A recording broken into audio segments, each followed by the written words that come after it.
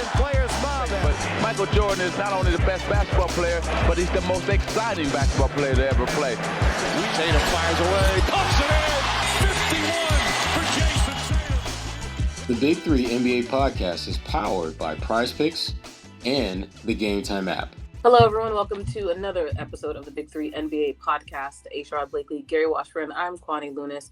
Thanks so much for tuning in. And before we get started, we want to make sure that when you're not listening to our podcast, that you're showing some love to one of our partners, PrizePicks. They're America's #1 daily fantasy sports app. You can download the app today and get a $50 bonus after your first $5 lineup. Also don't forget about Gametime, which takes all the guesswork out of getting great prices to your favorite sporting events and concerts. Just download the Gametime app today and create an account. You can use that code CLNS for $20 off your first purchase. Terms apply. And also, as a friendly reminder, this podcast is part of the CLNS Media Network, which is where you'll find the Big Three podcast, NBA podcast, and of course, other great Celtics content on a regular basis. All right, all that being said, let's just dive into our Big Three topics. First up, we're talking Eurobasket. The champion was Germany, but of course, there's always a Celtic connection. So former Celtic Dennis Schröder was the MVP again. He averaged 20 points, 7 assists, 3 rebounds in Germany's run towards the gold medal. And he won the MVP during their run with FIBA in the World Cup in 2023.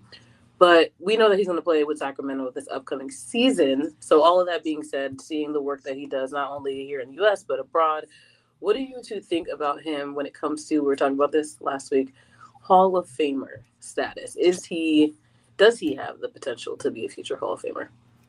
Well, here's the thing. First of all, shout out to my guy, Daniel Tice, who also plays for Team Germany. Because Gary knows we can't forget him. We can't talk about Germany and not bring up the Celtics legend, Daniel Tice. My guy. That's my guy. But we're going to focus on Dennis. Here's the thing about Dennis. I think right now, he's a Hall of Famer. I think most NBA fans are thinking, like, what the hell are you talking about, Willis? How can he be a Hall of Famer? He's never been the best this, that, or the other on his team. But when the Naismith Hall of Fame is not about just what you do in the NBA, it's about what you do in the world of basketball. That's how a guy, and Gary pointed out last week, you look at a guy like Billy Donovan. He has done squat in Chicago with the Bulls, but he won back-to-back national championships. Gary, I'm telling the truth, Gary. You know I'm telling the truth. Shout out to Vincent Goodwill right. Jr. You ain't right. You ain't right. The bottom line is this, though. The body of work that Dennis Schröder has put together, when you combine what he's done overseas in Euro basketball and what he's done in the NBA, to me, he is an absolute Hall of Famer. When you look at the winning championships on that level, I mean, think about this. This tournament that they just won, you had Luka, you had Giannis, you had the Joker, and guess what? They all watched Dennis lead his team to victory, not just lead them to wins, but win the whole thing. So he has done it on one of the biggest and grandest stages that you can possibly do it on in basketball. And again, I absolutely see him as a Hall of Famer. Now, is he a first ballot Hall of Famer? I don't know about that, but he's getting in at some point. It's just a matter of when, not if, he'll get in. Yeah. What do you think, Gary? Yeah, I mean, I think we have to incorporate, like, people ask me, and the guy like Dino Raja, right? Oh. You could even say in a guy like Manu Ginobili, and people's like, well, he's not really a Hall of Famer, probably borderline in terms of the NBA, but his contributions, winning a gold medal in 2004 for Argentina, puts him in the Hall of Fame. And Raja, what he did for Yugoslavia. And so if you're looking at building a country basketball-wise, you're talking about Germany post-Dirk, right? This is a team that for years was a factor with Dirk, but now Dirk is long retired.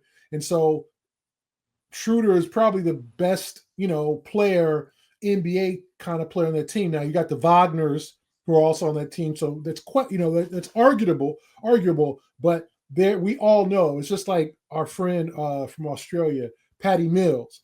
There's NBA Patty and there's FIBA Patty, and they just two different people. And there's FIBA Dennis, who just shreds any American point guard. And there is NBA Dennis, a very good, solid point guard who's had a solid NBA career. Nothing amazing, but no all-stars and all that, but has had a 12-year career or whatever, and is still wanted, got signed to a 3-year deal by Sacramento. Your friend and my friend, the general manager there, oh God, and he's gonna kill me because his name is slipping me. Sherrod, bail me out here. Nope. Scott Perry. Come on. I'm not gonna bail you out. No, Scott, you suck. Scott Perry. Here we go. Scott Perry signed him. So definitely a guy who has NBA value and worth. And the international thing pushes him up to that level. I think what people have to realize is the Hall of Fame incorporates your entire basketball career. So that's college. If you think of someone like a Grant Hill or 2 championships at Duke, Chris Webber leading the Fab Five, right? Billy Donovan winning consecutive national championships at Florida, and being a top level college coach. And you got to incorporate that when you comes to the Hall of Fame. This is not the NBA Hall of Fame. I think people need to, and some people were talking about the Hall of Fame a couple of weeks ago. Maybe the NBA should do just an NBA Hall of Fame. And how would that go? And who would be in and who would be out? Because there'd be a lot of people who would not be in the NBA Hall of Fame that's in a Naismith. So I think it's something you have to consider. And let's say if Schröder is on that 28 team and he gets Germany. Now, what might hurt him is Germany didn't medal. They were one of the best teams in Paris in 24. They lost to Serbia. They lost to France in a game they could have won. They just didn't play well. They were the best team. I saw them school the hell out of France in Lille during the qualifying or whatever, the round robin. They put them down, and basically playing in France. And then they came back and played again in Paris, and they didn't show up. They just had a terrible game, and they ended up losing to Serbia too, and finished 4th place. Now, if he had led them to a medal in that thing, and in addition to them winning FIBA in 23, then you're talking about probably a cinch. But let's see what happens with Dennis. What Dennis does in 28 with Germany. Does he get them to the tournament? What they do? If he gets them to medal in that Olympic tournament in 28, I think it could be a cinch. Yeah, I mean he's definitely. I think right now, Gary, I think you're right. It's definitely not a slam dunk, so to speak, that he's going to get in. But I do think his body of work, if he were to retire right now and never play in the NBA again, or never play international basketball again, I think his body of work would get him in. I really do. Because when you start looking at the bodies that his teams put in body bags internationally and the way that he has been just the best player on the floor with some really good players. And Gary, you've seen this, and Kwani, you've seen it too. The emotion that these players have when they win internationally for their home countries, you can tell that there's a different level of investment that they have on that particular platform. And for him to be the best player in that entire tournament, and for him to do the same thing just a couple years earlier, to me, it says so much about his ability to rise to the occasion when the stakes cannot be higher. Because in the NBA, you're playing for your teammates, you're playing for your family, you're playing for people. They're playing for a damn country. And they take that very seriously. I mean, you saw how, I don't know if you guys saw Giannis after one of the recent wins. I mean, he was damn near in tears that they won the game. And I didn't see that kind of emotion when they won the NBA chip. You don't see that stuff when guys win it in the league in part because it means more to them. And because it means more, that means the level of competition, the want to win that those guys have over there is a much higher level than it is for folks who are competing for the Larry O'Brien Trophy. Into my next question, and it sounds like I know what your answer is, but why do you think his work hasn't necessarily, his dominance specifically, has not translated into the work that he does in the NBA? What you got, Gary, on your boy? Well, I don't think Dennis has played with the greatest of teams. He's played with a bunch of teams in his career now. Obviously, Atlanta, the Celtics, Lakers, OKC, Brooklyn, Toronto, Detroit, Golden State, and just the NBA guy. He don't just play every damn team in the league, damn near. And Houston. So he's played. This is Sacramento will be his 10th NBA team. Coming up on my boy Chucky Brown for all them damn teams he played for. I think Chucky played with 12. 13. This is his 10th team. And if you look at his numbers, I mean, pretty good numbers. Career average 13.9 points a game, 5 assists, 3 rebounds. Like, he's been a solid NBA point guard who hasn't backed down and is but whatever reason, his welcome just wears out. Like, he spent that stint with the Celtics. I don't think he was bad with the Celtics. The minute he leaves, they make the crazy playoff run. And it was sort of like they got, they made a run to the finals without him. Because if you remember, Dennis Schröder started on that Ime Udoka team. He was the guy, right? They got a bargain for him because he waited too long. He walked away from some money in LA, a lot of money. I think he got an $84 million offer.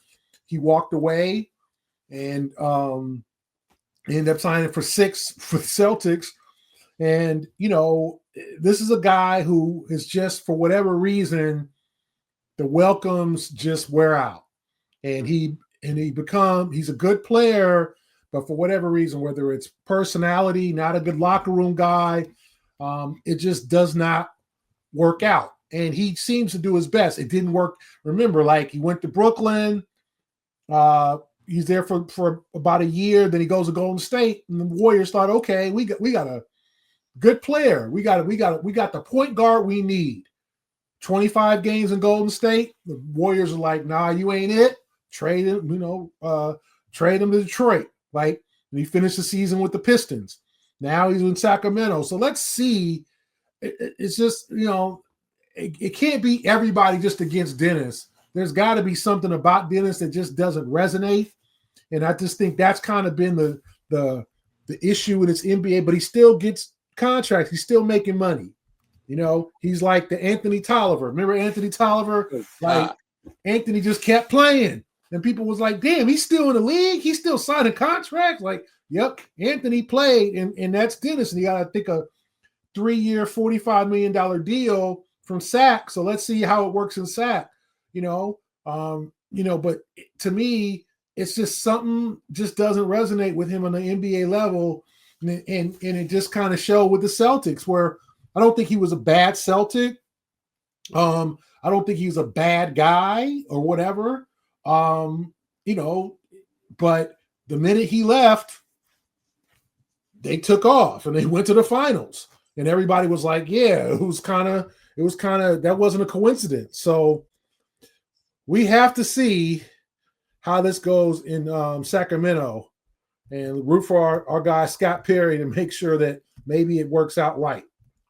Yeah. I mean, the thing about Dennis, I think the biggest issue, or one of the biggest issues with him, is that he's a good player, but not good as he thinks he is. And you can say that about a lot of NBA players, but the difference is he tends to really grate on your nerves and reminds you that he's not that guy. And you're like, well, if you're not that guy, but you think you're that guy, at some point, this is going to reflect bad on us. At some point, this is going to blow up in our face. And there are teams that I think see that coming and they'll cut their losses before it becomes a problem. And other teams let it fester to where it does become a problem, and then they got to get rid of him. The biggest mistake he made, and he'll never, I think, honestly admit that, yeah, I kind of effed that one up, was when he turned down that $84 million deal. That's going to be one of those, like, you're never going to recoup that type of, generational wealth, no matter how well you play going forward. All you can do is go forward and try to be, continue to be a better player and hopefully keep them contracts coming. But the big thing with Dennis is that he doesn't necessarily play well enough to where you want to give him the keys to the car, but he's good enough to where he's going to be in your rotation, because he's going to beat out most of your guards. He's better than most of the guards on your team. And so you're going to play him because of the talent alone. But if he can ever get to a situation where he just locks in and just does the things that Dennis can do, score the ball, be a facilitator, be a pest defensively, and just leave everything else at the curb and just don't involve other nonsense, he'd be fine. Sacramento is a great situation for him because if he can help that team get to the playoffs, if they finish in the top 6 and he plays well, boom, that's money well spent. But part of the other issue with him is that he hasn't really been a guy that's been a team elevator.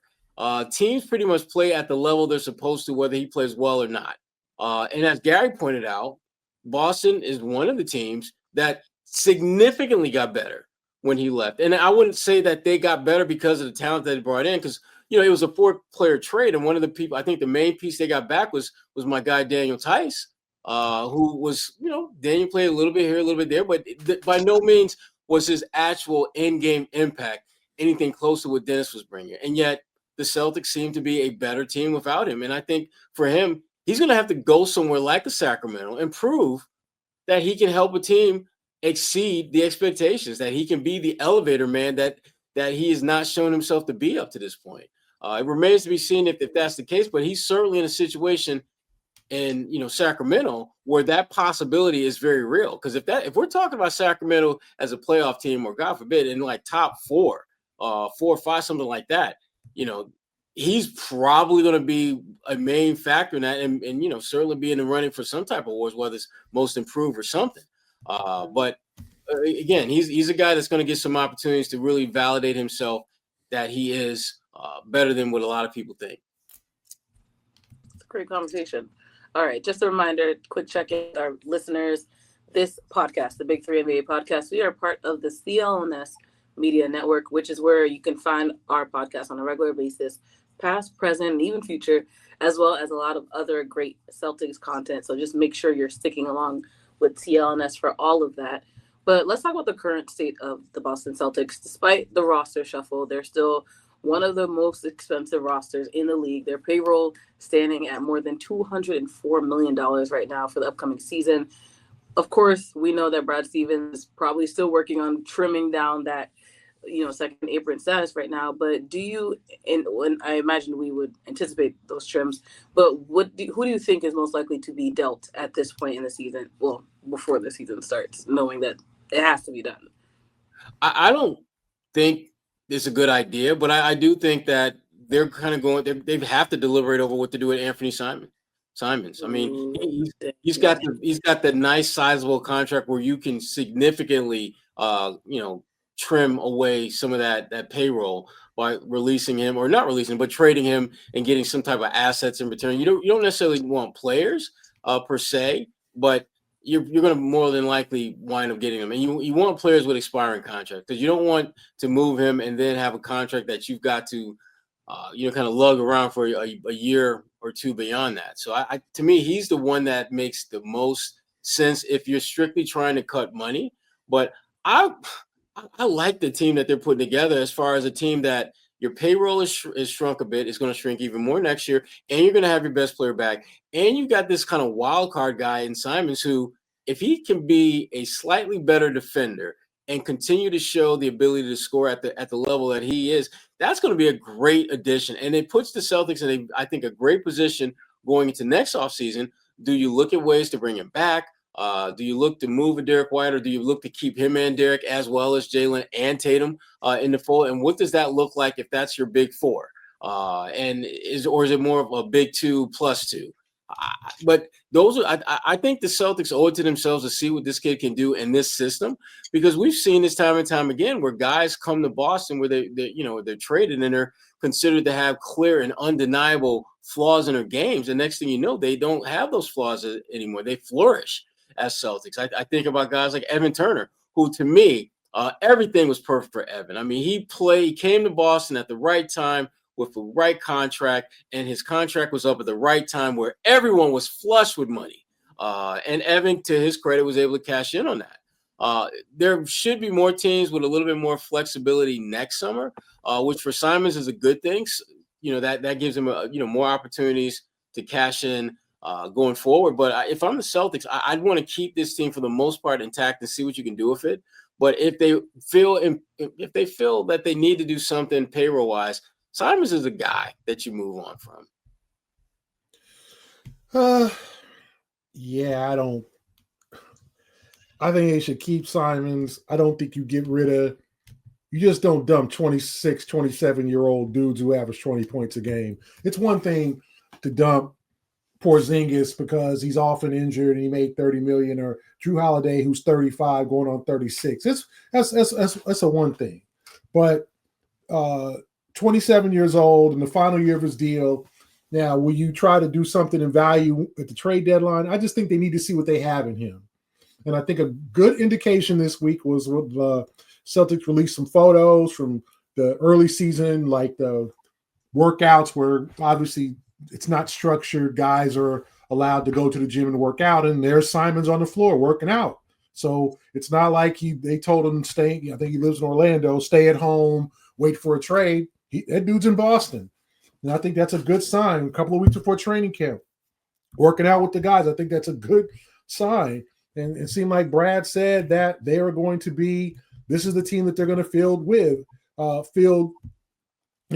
opening night with, right? And so I think there's some ways you can shave the salary cap off. Obviously, there's some non-guaranteed salaries that you could move on from and things like that. But I think Simons is just a little bit extreme. I think they need to see what they have in this kid. And if it's Sam Hauser or if it's another guy, I'm looking at their salaries and they're about $9 million above the first apron. So that's not a whole lot of money to shave. Is it Jordan Wall? Do you put some salaries together and move, or I don't know how you do it. I said Hauser's a guy that would probably do it just from that one transaction. But I tend to think that they'll be fine. Xavier Tillman's a guy that you can probably waive. I mean, obviously he's in the last year of his deal, $2.5 million. Ron Harper Jr. is counting at this point at $2.3 million, but there's no way he'll be playing in Maine this year. He's not going to be counting against their cap. So there's little ways I think Brad can maneuver this situation and ensure that they're not getting rid of a highly sought after, well-paid player and, just for nothing. They got Georges Niang for in the deal for Porzingis. Some people were like, oh, well, that's not a good return. And they moved him and they got RJ Luis, who I think should be Kwani's favorite player. I mean, Lunis, there's some connection there.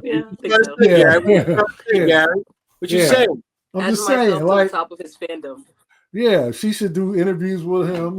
He seems like a unique kid, but they were able to get him a two-way contract out of that. So I don't think Brad's going to be into giving away freaking players anymore. I think he's like, I done given away enough. I done a lot now. Let me see how this turns out, and let me see how I can maneuver the salaries before the trade deadline.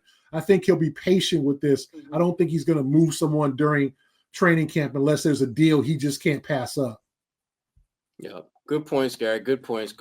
Hey, before we go on any further, folks, just want to tell you a little bit about our good friends at PrizePicks, which is the best place to turn your sports knowledge into cash.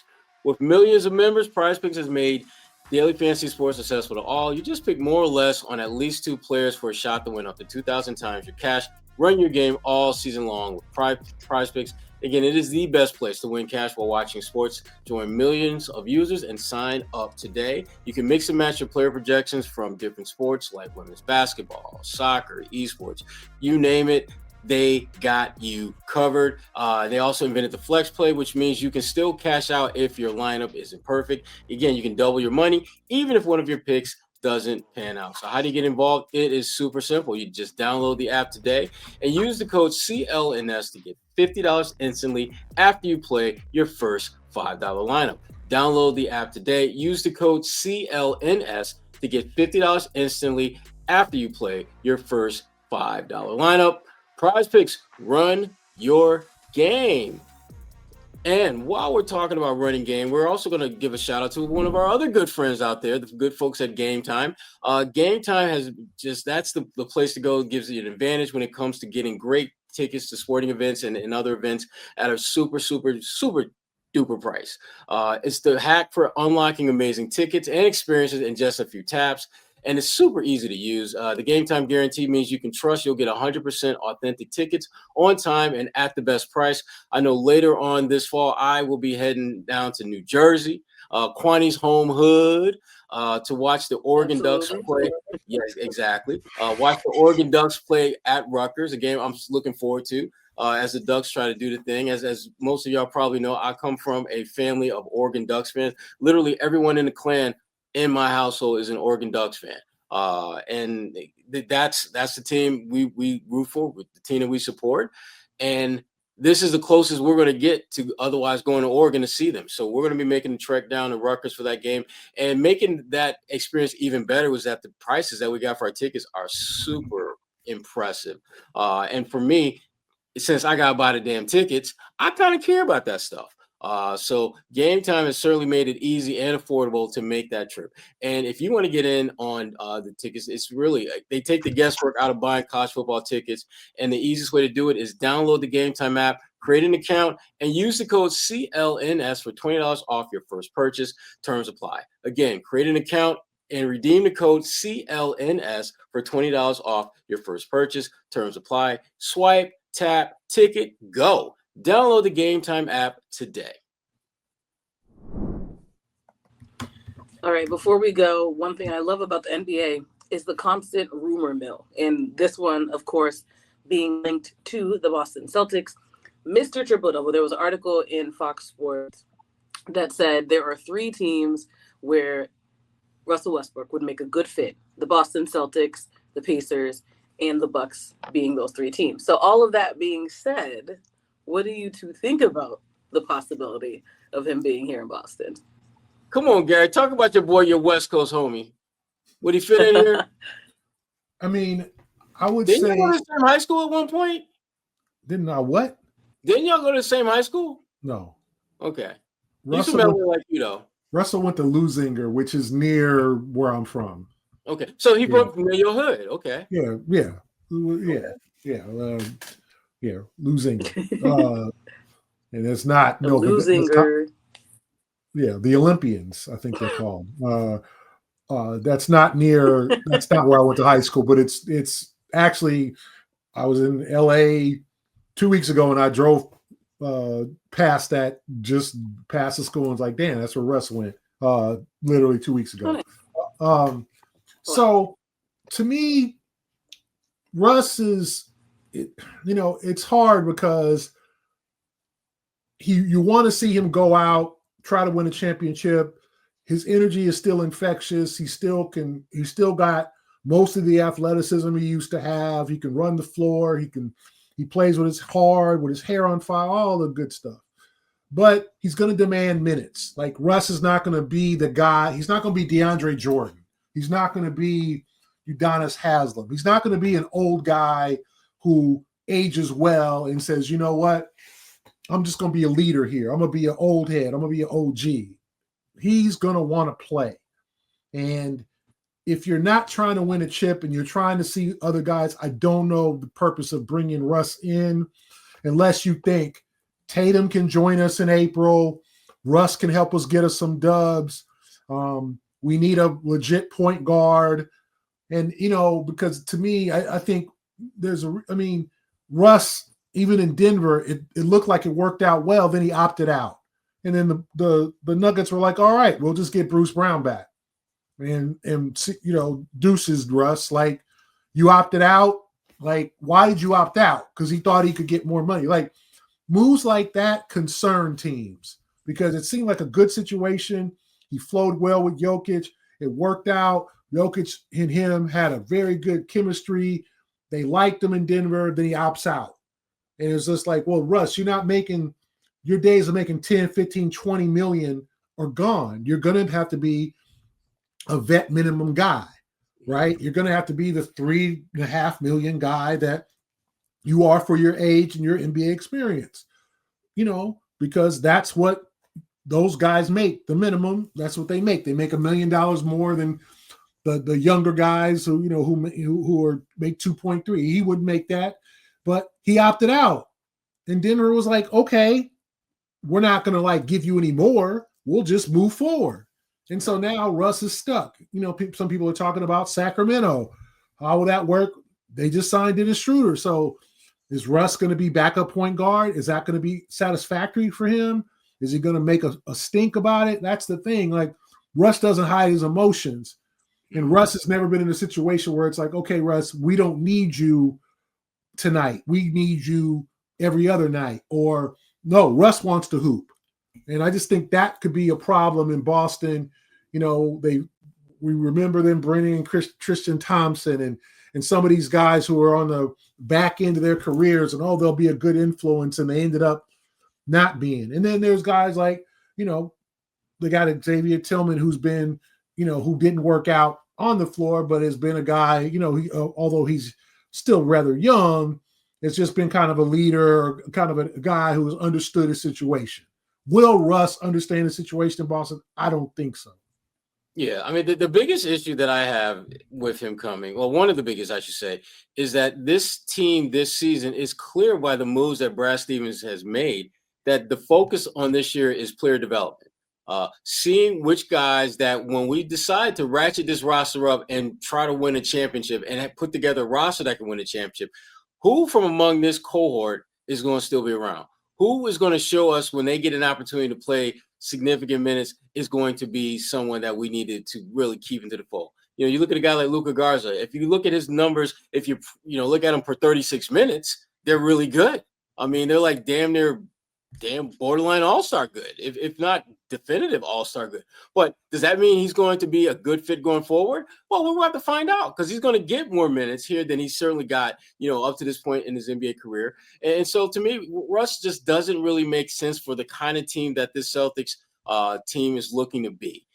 If this were maybe, let's just say that Tatum was able to play this year. Let's say he didn't have the injury and he was coming back, but they still got rid of Porzingis, they still got rid of Drew Holiday. Then yeah, I will kind of be down with that, because at that point your roster is still one to which you in the East have a very legitimate shot of being the last team standing in the Eastern Conference. And you could potentially use kind of a little extra offensive surge off that bench, and Russ would play. The thing that Russ does, and I think this is no matter what team he plays for, I think it's impossible to keep him off the floor, is his effort. His effort is going to get him on the floor damn near for any team, no matter how deep he may seem on the depth chart. Because there are few players that we've seen. If you look at from the time he came to the league to where he is now, I don't know if you can find someone who's been in the league at a similar amount of time who plays harder than Russ. I just don't. And to me, that's his superpower. That's the one thing that he does that allows him, despite only being about 6'4"-ish, to get you triple doubles, not just, every now and then. He went a whole damn season averaging a triple double. So I think Russ is a good, he still has some juice left in the tank. I think he can help the team win games, but I just don't see him being a fit for the Celtics based upon what they're looking to do and the way they've gone about assembling a roster to achieve that ends. That makes sense. Is there anyone on the two of you, your radar, that you think could be a good fit that Brad should be looking into? Nah, because the thing, this is about like player development, and you need guys that frankly haven't shown themselves to be, guys that have basically they've shown glimpses of being pretty good but aren't quite there. I think they did a good job of adding guys like Garza, adding guys, and also throwing in guys who maybe are looking for to rewrite the next chapter in their careers, like my man from Toronto, Chris Boucher, who I think is a good player. I think he's going to be pretty damn good for them. Now, is he going to be like Jason Tatum good? Hell no. But I think he's someone that they absolutely can benefit from, and it can frankly help his stock as well. But there just aren't a lot of guys that as I'm kind of thinking about this a little bit longer, that you feel can come in here, can do good, can help these young guys develop, and kind of help themselves in the process. Mm-hmm. Well, thankfully that's above our pay grade, so we don't have to do it. I'd say there's one player that maybe could give them some depth. Don't say Carmelo Anthony. He retired, Gary. Oh, God. Who could give them some depth. And I think in the big man, and I think that's Thomas Bryant. Ooh. And he's a free agent, and he plays hard. And, I'm not saying, he's going to go out there and score double-doubles. But if you're looking for a third center, a guy, and this is a guy who helped the team get to the finals and played in the Game 7 of the finals, so it's not like he's trash, right? Is Thomas a top 10 center? No, absolutely not. But if your centers are Keita, who's probably going to start, Garza, we'll see how that goes, and Amari Williams, Charles Bassey was available, but ended up signing a training camp deal with the Hawks. So the Celtics had something against him because, to me, I don't know why they wouldn't sign Charles Bassey if he was available unless there's something you had against him, right?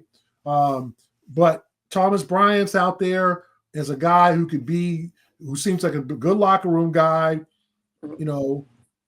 He is what he is, and he can just run the floor. He can hit a three. He can get some rebounds. And if you're looking for a guy who can play real freaking hard for you, I think that's a guy that they should look out for to supplement the bench, because you don't have talent at center in this team. Like Keita, we'll see. Great one with Portugal in Eurobasket, led them to the knockout round for the first time. Obviously, Portugal is not a basketball historic country, so it's not like he was playing with a bunch of other NBA guys. And so I think he comes with a lot of momentum in the camp. But who else are you looking at? You're looking at Garza. We really don't know. He hasn't had an opportunity. We'll see how that turns out. But I think Thomas Bryant's a guy you look at and you just say, you kick the tires on him and see what he can do for you. And I said, he's a guy who played with the paint, so it's not like, he's terrible. Well, if Rick, Sherrod's close personal buddy, Rick Carlisle, played him major minutes in the finals. So he can't be that bad. So why not kick the tires on him as a number 3 center and let him compete and let him go out there and play hard, because you need bigs on this team. You brought up Rick Carlisle. You talked about Daniel Tice. Gary, this might be my favorite episode we've done ever, man. Oh, there we go. All right, so before we get out of here, for those of you that are listening, one more reminder. We want to ask that you subscribe to the podcast. Of course, if you haven't done so already, and if you have extra time, leave a review. And for those of you that are watching the show on CLNS, go ahead and hit that like button and subscribe to the CLNS Media and Celtics All Access YouTube channel, where you'll find our podcast and a lot of other great Celtics content on a regular basis. And a final reminder, please make sure that your notifications are on so you know the moment a new video drops. For Sherrod Blakely and Gary Washburn, I'm Kwani Lunis. This has been the Big 3 NBA Podcast. Hey, Kwani, I forgot. Aren't you doing something on Sunday or something? Yeah, and you can catch me also on Patriots pregame show on their website, patriots.com, or on their YouTube channel. I'll also be there after the game with a 2-hour post-game recap, win or loss. I'm going to have to deduct that from Kwani's check, my agent fee. Man, things I got to do for these kids today, I'll tell you. All right, we out.